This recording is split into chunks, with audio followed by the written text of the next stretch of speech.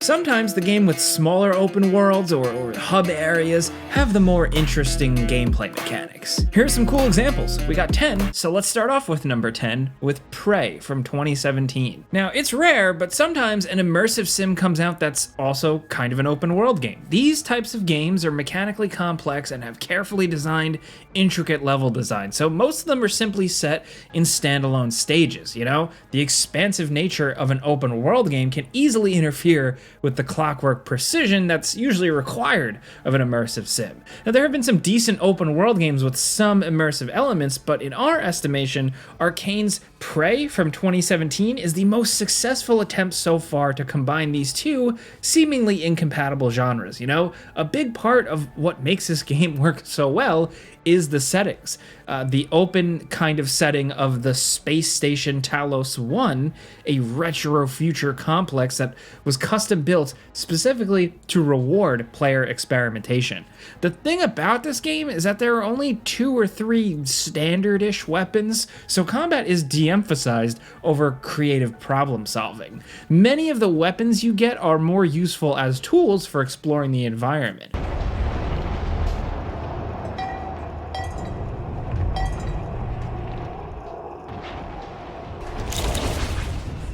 All the various elements of the game come together in a way that both works for telling an interesting immersive story and makes this place seem like a real location where people actually worked. Characters in this game aren't just names on a page, for example. Like, every name you find is in the employee registry, which you can access from security terminals. From there, you can track employee ID tags, which literally tells you where that person is now, living or dead. Every single name you see is somewhere on the station and has a place where they live and work. It's an incredible amount of detail for something that many players might not even notice. This game might not seem open world at first, but as you play the game, it slowly becomes obvious that this is a deeply interconnected space station.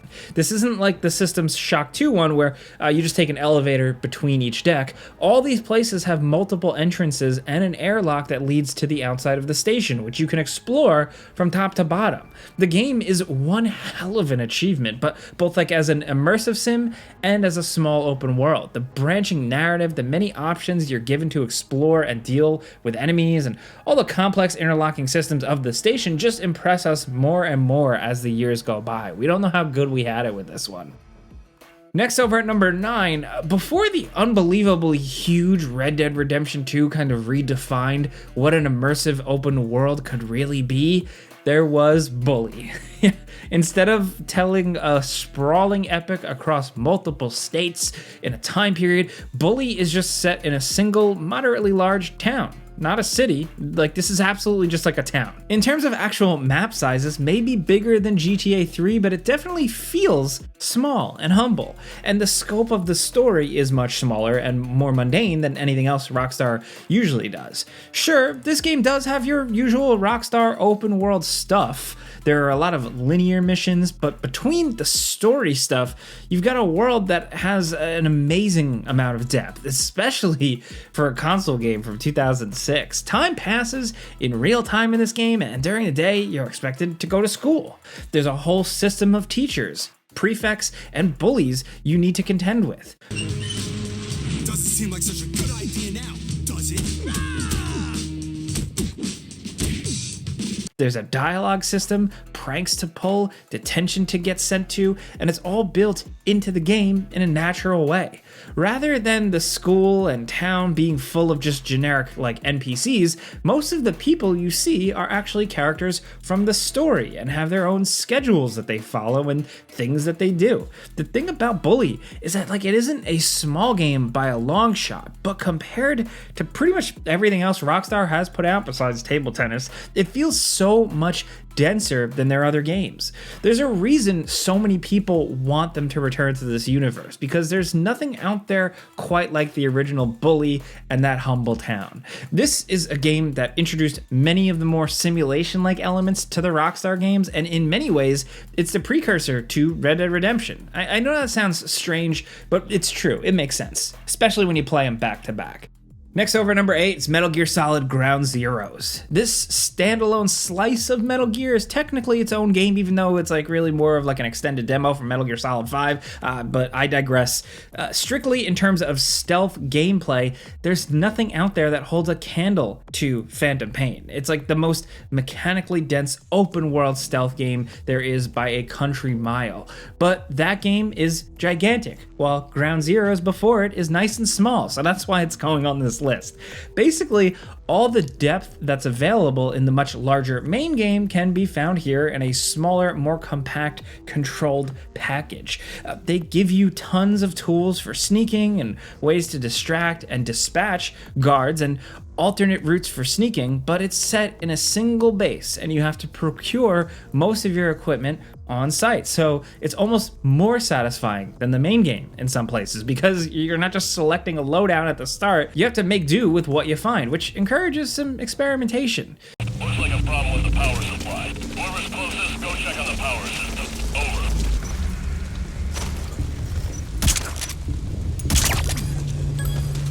Now, I know this is wishful thinking on our part, but we'd love to get a Metal Gear Solid game that was just Ground Zeroes, but a full game. Like, just give us a dense map with tons of things to do and these amazing stealth controls, and that's it. We're good, man. The only real complaint we can give about Ground Zeroes is that it's all over too soon. It's very small, but the depth of the gameplay is really impressive, and it's a lot easier to just jump into and screw around with than the Phantom Pain. Still, they're all awesome. Metal Gear is the best. Next over at number 7, we have Dead Rising. The open world zombie game is sort of a cliche at this point, but man, the first Dead Rising felt really different. And honestly, it still does. The follow-ups make the world bigger and add new mechanics like, you know, the weapon combos and stuff, but there's something about the strict time limit of the first game that actually gives it a lot of depth. Dead Rising 2 made the time limit less oppressive, and later games in the series all but removed it entirely, but the first game is all about watching that clock and stressing out. I know there are a lot of people who cannot stand the time limit in this game and think it kind of ruins the game, and I get that, but the way it works in this game forces you to think about the open world in a way that you rarely do in other games. It's almost like a practice in speedrunning. Every area, you need to think about the best routes and most efficient ways to get around zombies and stuff.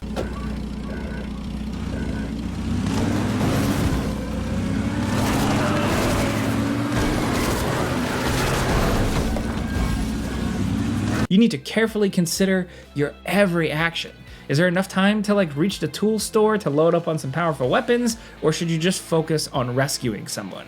There's a lot of stuff you can do in this game too, and because of that time limit, you actually need to think about how to use the tools you're given effectively. The game also makes use of its open world fantastically because there are so many like little hidden weapons and tools around that reward players if they take the time to explore. And the more you understand about them all, the faster and more easily you can get around and have fun playing. The time limit in this game turns what would otherwise be just a pretty repetitive zombie brawler into something that's surprisingly a lot deeper than most people think. I don't blame you for disliking it. You know, normally I hate time limits too, but there's just something about this game that just works.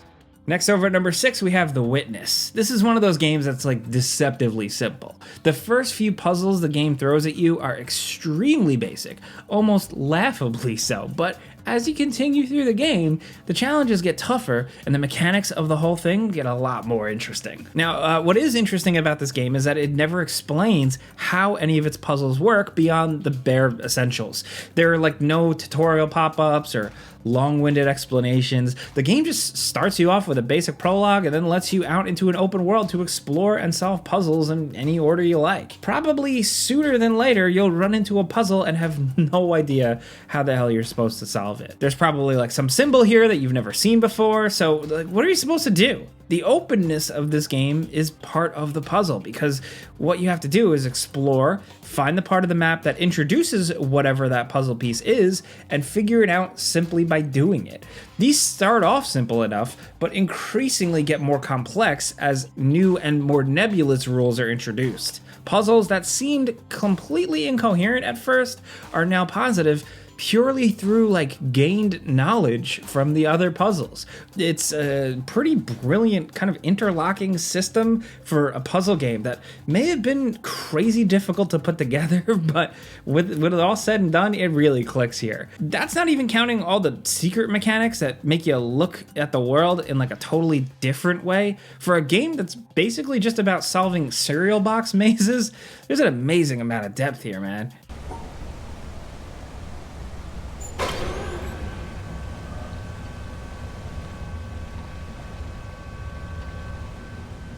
Next, over at number 5, the original Pathologic was one of the most interesting but frustrating experiences of all time. And while the sequel is still challenging, this is the game you'll probably actually want to play. Set in a strange village suffering from some kind of plague outbreak, Pathologic 2 is relentlessly obtuse and unwelcoming, to say the least. You only have a few days to deal with this crisis, but time moves regardless of what you want. Events play out in the background that are like totally outside of your control. Days pass on into night, and the town's infection rate slowly ticks up as you go.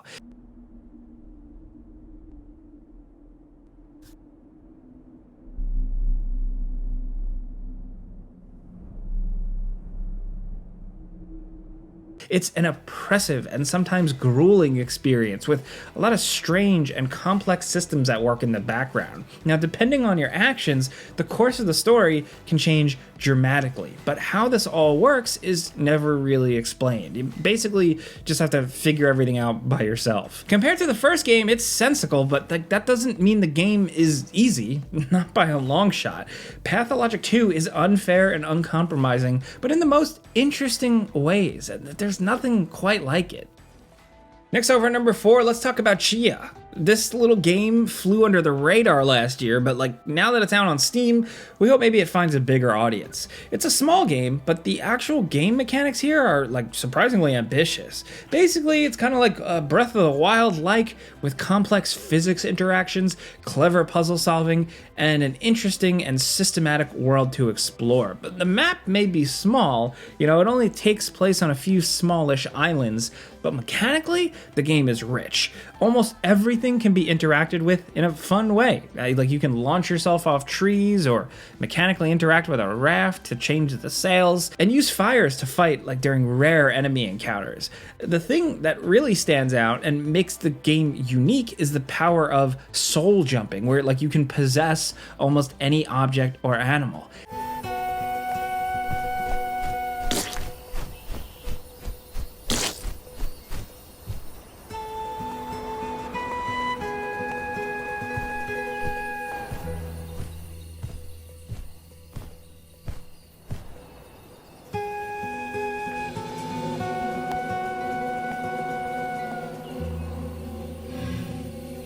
Everything can do something different and are often required for solving some kind of puzzle, but just as many things can be possessed just for the fun of it. Now, what makes the recent Zelda games have so much depth is used here for great effect. You're given multiple ways to solve problems, and it's all just up to you to figure it out. Chia isn't like a particularly difficult or super challenging game, but there's just so much stuff to do here, and there's more depth to everything than you might first assume. I mean, there's an entire music making system here for you to just screw around with, just because. It's very charming. And while there's a lot about it that's a little derivative, the setting and the jumping mechanic make it really unique, charming, and still worth trying. Now, over at number 3, remember when Zelda games could actually be small? Majora's Mask is one of those games that continues to fascinate people because it's so unique among not just Zelda games, but games in general. Everybody knows about the time limit thing, which can make playing this game pretty stressful, but the 3-day cycle of the game world is both a blessing and a curse. A curse because, it can be overwhelming and confusing at first, but a blessing because, man, it really is an amazingly dense and complex system. This game is basically a time loop story.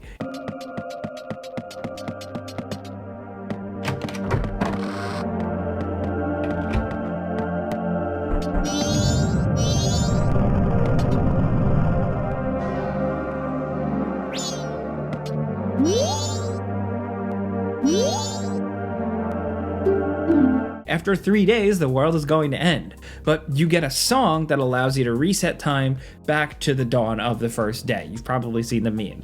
Your goal here is to stop the end of the world, which is easier said than done.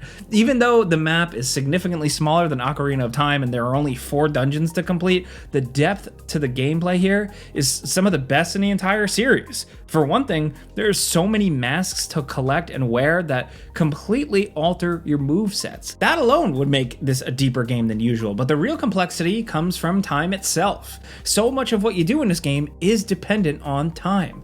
What people are doing, what happens on what day, a lot of specific story stuff depends on progressing time to certain moments in that 3-day timeline, or doing things in a specific order at specific times. The way that everyone has a schedule and things that they do like adds a layer of depth to the side quests that you rarely see in other games in this series. Now the original is kind of tough to go back to, but the 3DS remake does a lot to iron out those rough edges.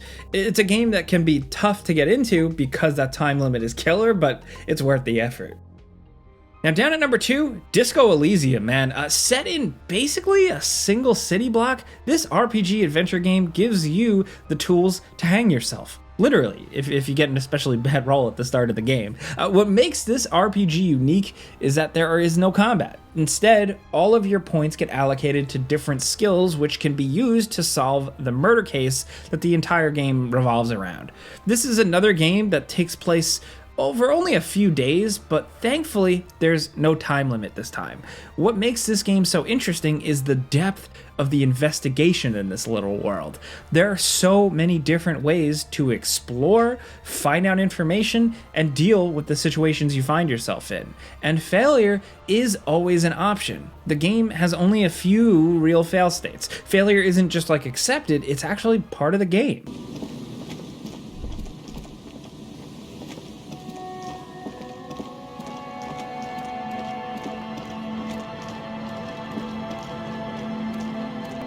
The world the game takes place in is one of the most interesting fictional locations ever, with excellent writing from even the smallest side characters. The actual surface area you're allowed to explore is pretty small, but it's one of the most dense and visually rich environments we've seen in a game in a while. Like, every screen is full of interactive elements, things to collect or comment on or investigate. It's a game that's sort of similar to a lot of these types of games, but also just so unique and mechanically deep in a way that you rarely see from indie games like this. Now finally, at number 1, let's talk Way of the Samurai 4. Rise of the Ronin just came out recently at the time of making this video, and it does feel very much like a spiritual successor to these games. But Ronin is huge, while Way of the Samurai is small and completely nuts. These games may be somewhat obscure, but we find them so fascinating. There's nothing really out there quite like them. These games are all about the mechanics. They're short adventure games that give you an unbelievable freedom of choice and an almost pathological amount of complexity and depth that makes these games feel really unique. Want to get on a boat and leave at the start of the game? Sure, you could do that. You want to join the bad guys? You could do that too.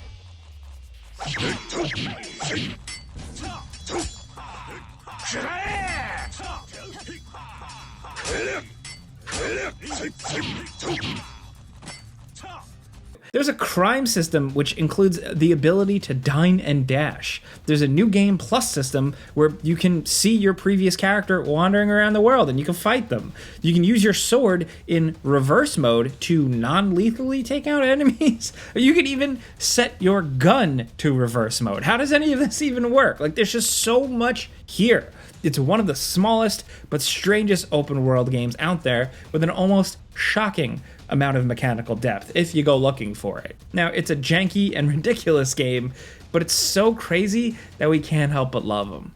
So those are 10 games with smaller open worlds that have really interesting and deep game mechanics. There are definitely plenty of other examples out there, so we'd love to hear your picks. Maybe we'll do a part 2 for this. I could definitely see that. But if you like this video and you like talking games with us every single day, clicking the like button's all you gotta do. It legit helps us, so thank you. But as always, thanks for watching, and we'll see you guys next time.